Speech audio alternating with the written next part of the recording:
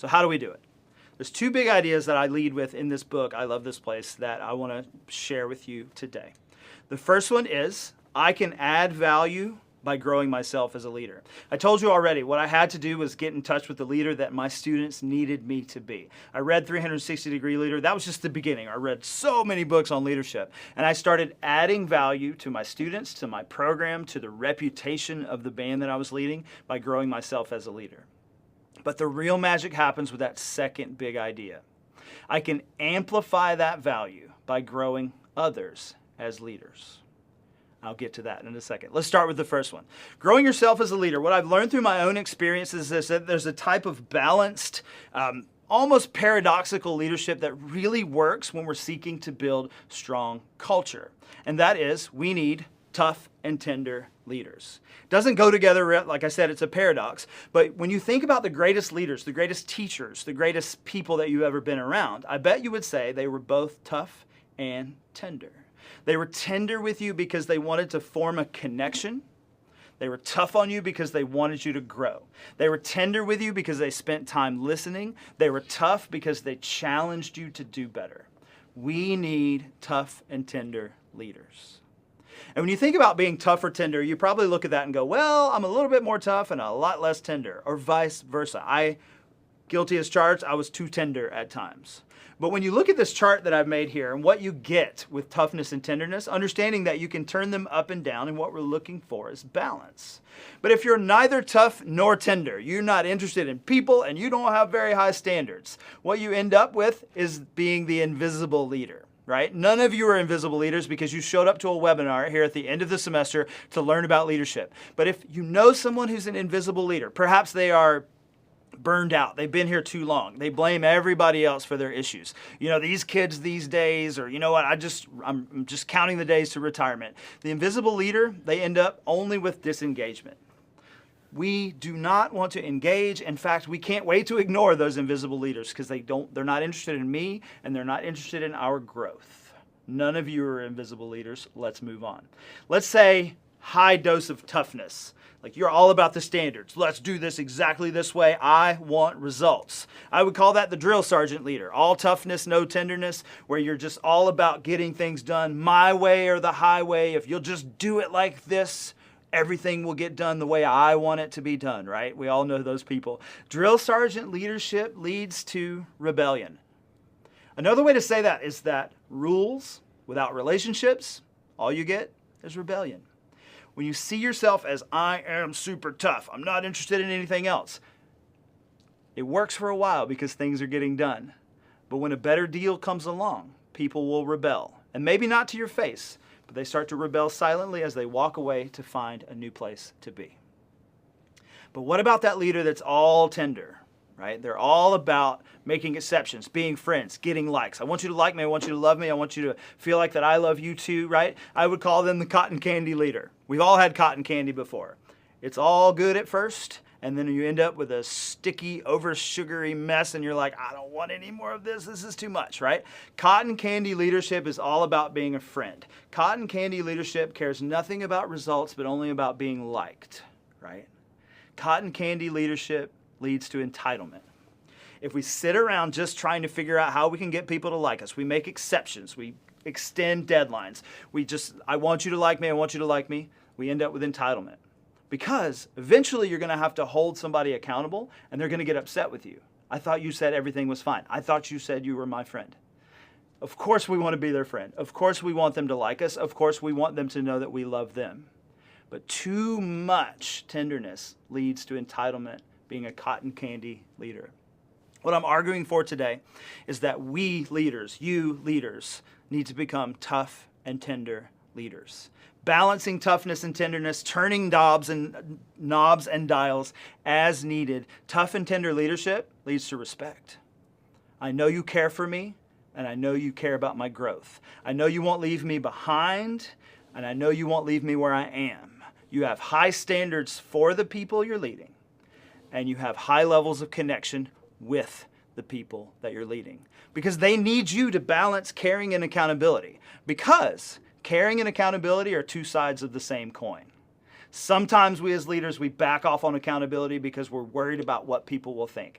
I think that holding someone accountable is a very high form of compassion. I think caring for people is also a very high form of compassion. And when you balance those two, you're able to be that tough and tender leader who people respect, who people want to be around. You'll start to feel that vibe of I love this place. And when you start to look at how can I be more tough and tender, let me give you some examples. A tough leader, a tender leader. Like I said, they're not switches. You don't turn them on and off. There's faders on audio, right? You turn them up, you turn them down as needed. Tough leadership, all about results. We want to get things done. We want to make sure that our outcomes are taken care of. Of course you want that. Tender leader, relationship focused. You take the time to learn about the people, to connect with them. You make sure that you have relationships so that when results are not being found, you are able to have that difficult conversation.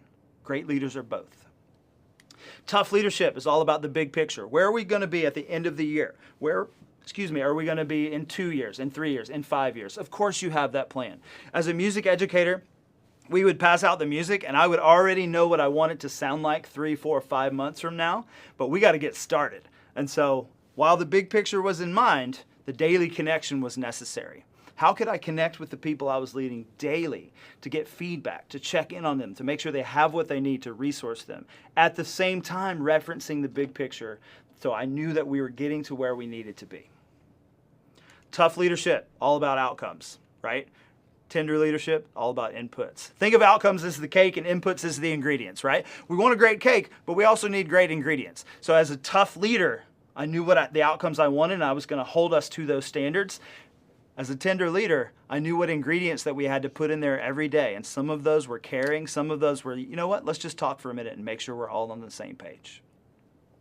Last but not least, tough leadership requires you to be a funnel.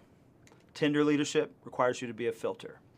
Think about what a funnel does, right? Stuff goes in the top, comes out the bottom, big, small. When I started teaching, I referenced that master teacher that was with me when we opened the brand new school. He was a funnel for me. We had less technology, there was a whole lot less YouTube back then. And so his name was Chris. And everything Chris did went into a funnel and went into me. I just sat and looked and challenged myself to grow. He was my one leader that I learned from every single day. He was a funnel.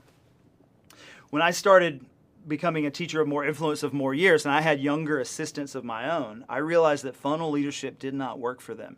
They didn't need me to know everything and pass it on to them. What they needed was for me to be a filter for them. Think about what a filter does, right? A filter takes what we don't want, doesn't let it pass through, and lets pass through what we do want.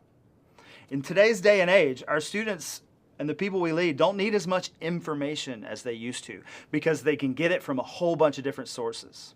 What they need from me in a tender leadership moment is to help them understand what they don't need, what they can ignore. They need me to help them with application. They need me to help them with application and inspiration, right? They need me to help them figure out how to interpret the things and the messages that they're getting.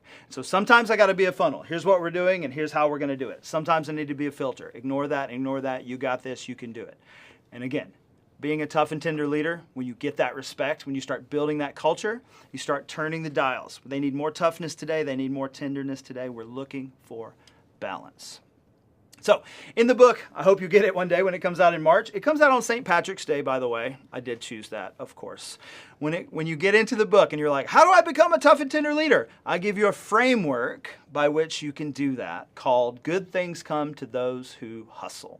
Right? And it's an acronym. I love acronyms. We work in a leadership organization. Of course, we love acronyms. And hustle is about this. It's a leader who is humble, who displays humility, a leader who's understanding of their people. They understand the diverse voices on their team and the strengths that they have. They're a scholar of what they do. They provide focus. They provide discipline. They know how to get things done. They're a scholar of leadership. A tough and tender leader operates in trust. They understand how gratitude and growth work together to build trust with the people that they're leading. They have great leadership attitudes and habits with which they interact with people.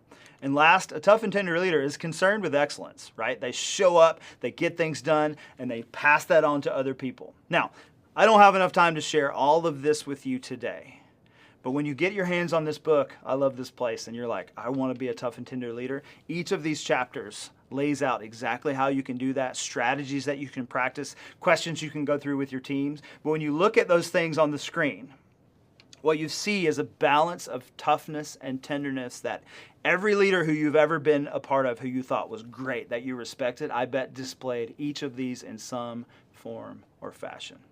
I love these two things.